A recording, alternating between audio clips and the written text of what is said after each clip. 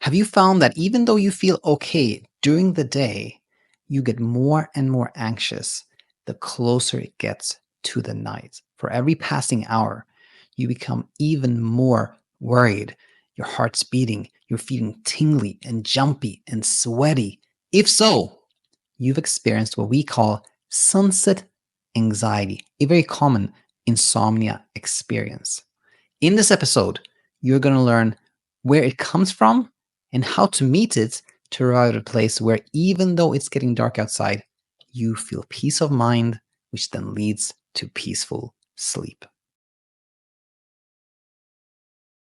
Hi there, welcome back to Insomnia Insight. I don't even know what number it is, but it's a big number. We have made a lot of videos over the years, but I think this one is special. Really, really special. It's actually a very unique episode, and I'll tell you why in a second. But again, today we are going to talk about what we call sunset anxiety. And the reason we do this is because it is a common experience. I've heard something like this many, many times over the years. The closer to bedtime I get, the more anxious I feel.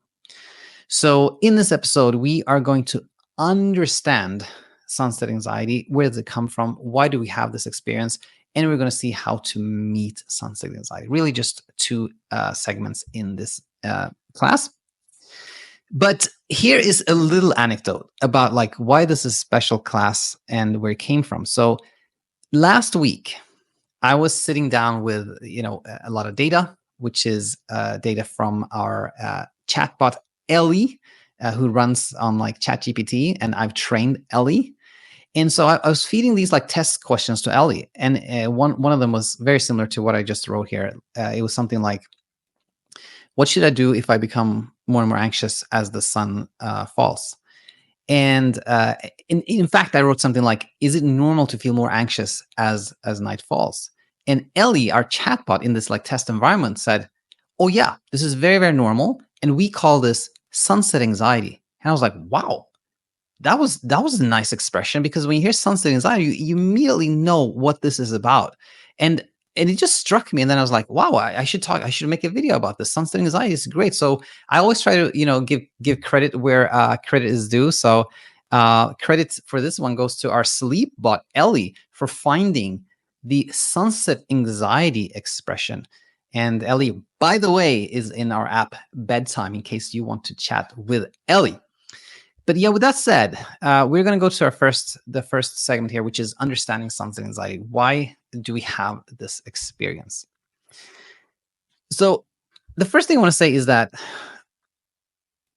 it can really help to know that you're not experiencing anything strange or unusual.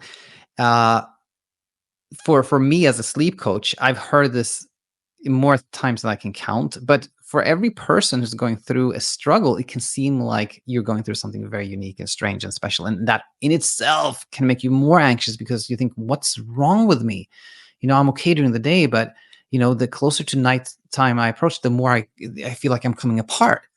Nothing strange or unusual. Very, very many people have experienced this. In fact, I would say that every single person who has left an insomnia struggle would recognize this. They would be like, yeah, I had some of that, or I had a lot of that, right? So nothing strange or unusual.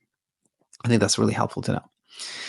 Now to the question though, why do we have this, right? So firstly, I think it helps to ponder what the purpose is of the feeling that we know as anxiety. Why do we even have that?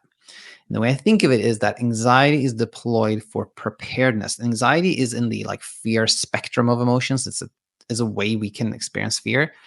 But more specifically, anxiety is when we are or we are urged by our mind to prepare ourselves for something that is going to happen. It's like, hey, you better do something about this. Something's going to happen. That's kind of anxiety is deployed for us to be prepared for something. So what is it that we're preparing ourselves for as the night falls? Well, if we have lived in a world where the night has become essentially a battle, where every night we're trying to get sleep, but we're not getting any, so we're trying harder, and we're doing the blackout curtains, the gadgets, the supplements, the medications, yet sleep is escaping us, and we're like, I have to do more. Then it's not surprising, actually, to see that we become more anxious the closer to bedtime it becomes, because in our mind, our brain has kind of classified the night as like a battle. Night is a battle, and it will deploy then anxiety the closer we get to that point in its version of reality. It's like, we better be prepared for this battle, so we better start becoming anxious or deploying anxiety as we approach that. So essentially, that's why we have sunset anxiety. It's like it's a way that our brain thinks we should be becoming prepared for something.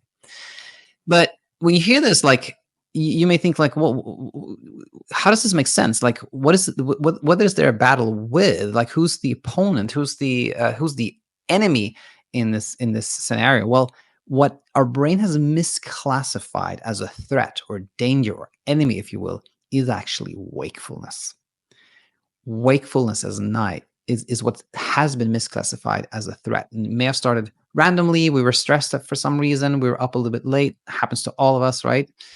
Because vigilance is part of like anxiety, actually, and preparedness, right? But then our brain can misclassify this as a threat and go like, oh, I was awake too much. I should have slept. Why didn't I sleep? That's the moment where wakefulness at night becomes tagged or identified as the enemy, and then a battle can ensue. And it becomes a very tricky battle, because you cannot defeat wakefulness. You cannot outrun wakefulness. In fact, the more things we try to do to battle with wakefulness at night, the more riled up we become, the more anxious we become, and the more awake we become. So this can become this, ongoing self-perpetuating struggle that we call insomnia. And again, when our brain wants to prepare us for that, it deploys anxiety. And now when we see this, it makes logical sense that in the morning, our brain may be like, okay, nothing we need to worry about right now.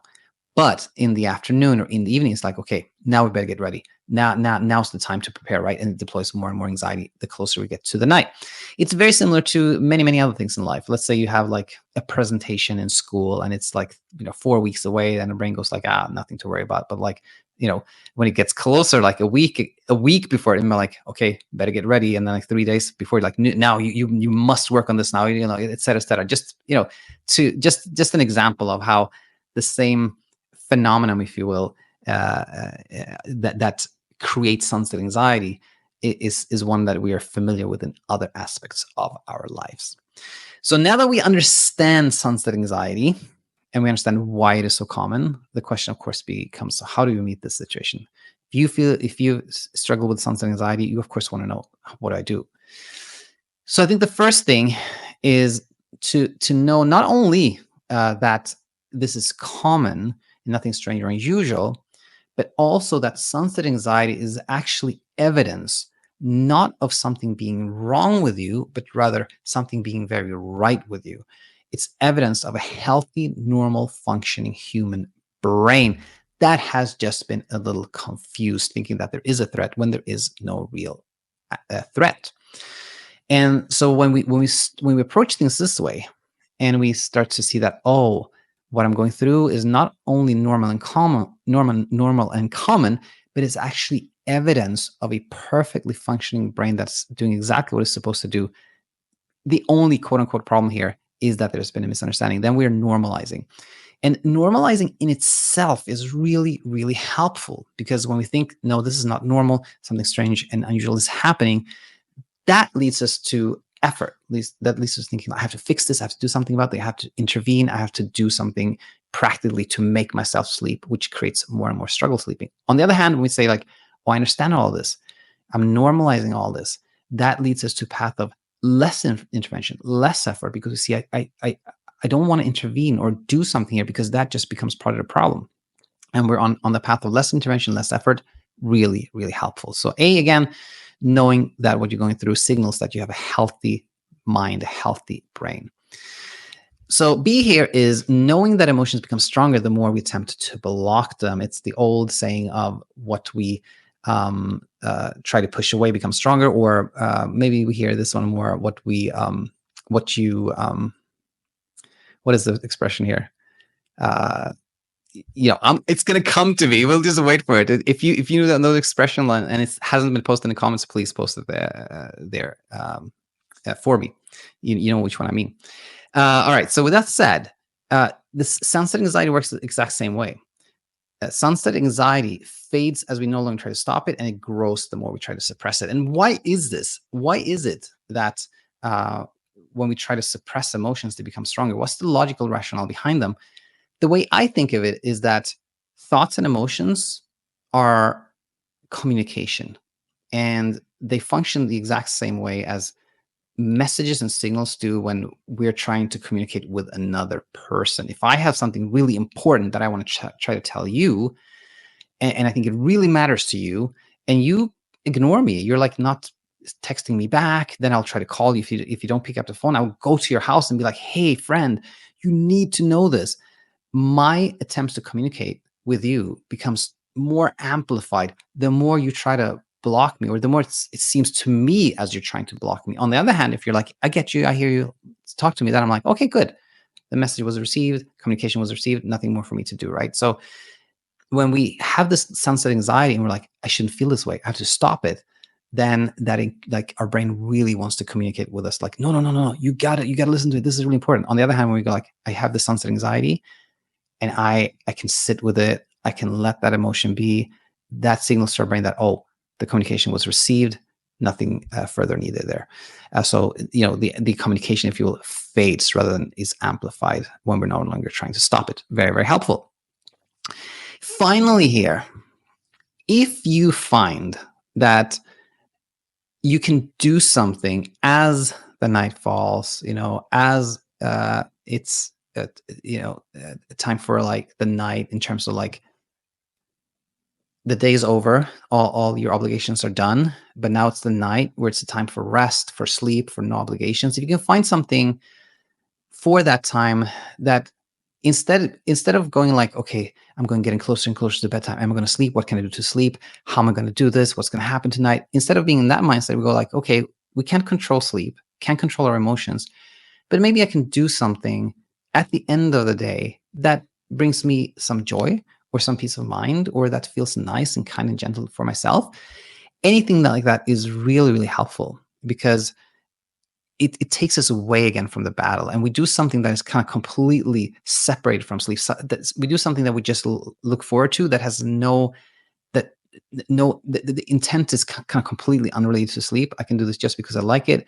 It's not going to impact my sleep, but at least instead of the sunset anxiety where I'm kind of dreading that my dread grows as the hours tick by, then instead it becomes like, okay, it's going to become night at some point, and I'm going to look forward to this thing that I'm going to do.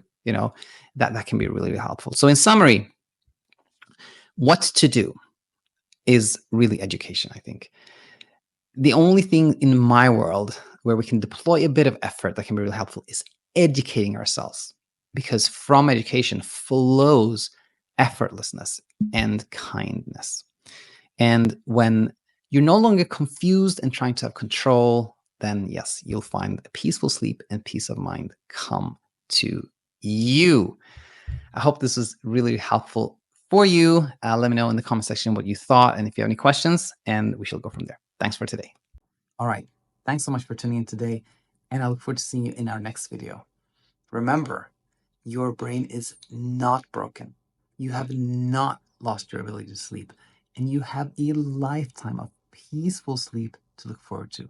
And I can't wait to help you get there. Bye for now.